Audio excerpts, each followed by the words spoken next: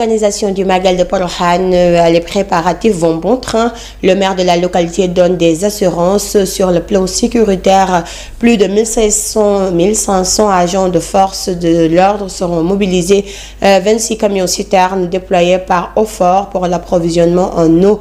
Le hic, selon le maire l'édile, reste au niveau des extensions de l'électricité, au niveau des maisons périphériques de la ville sainte. Alassane Baye est toujours au micro de Mohamed Sek.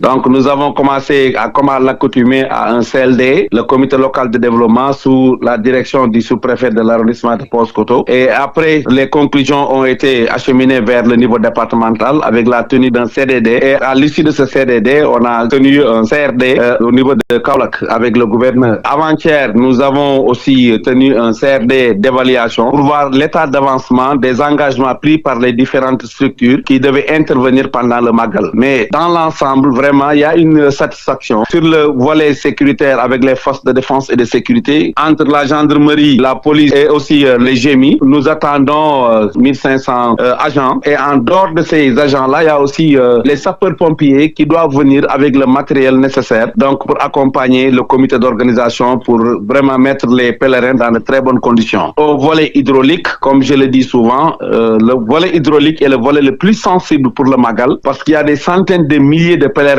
qui huent vers Porokhane et la capacité d'accueil hydraulique est largement en deçà de cette masse humaine. Et à chaque année, les services du ministère de l'Urbanisme, à travers les différents embranchements, nous prenons le cas de l'OFOR. Cette année, ils projettent de nous envoyer 26 camions citernes, dont 10 sont déjà prépositionnés à Porokhane pour remplir les bassins. Donc là où le bas blesse, c'est au niveau de l'addition d'eau. Porokhane accroît rapidement à l'image de Touba parce que tous les mourides qui ont aujourd'hui des maisons à Touba tentent d'avoir des maisons à Porokhane. Et quand les services de l'OFOR nous donnent 1 kilomètre de tuyauterie, on s'attendait au moins entre 5000 voire 8000 kilomètres par rapport à l'énergie. Mention spéciale à la Sénélec. Chaque année, ils font même au-delà de ce qu'on attendait d'eux. Et cette année aussi ne déroge pas à la règle. Donc l'extension est à 90%. Nous avons ouvert une voie de contournement qu'on doit éclairer. C'est tout ce qui reste par rapport à leurs travaux.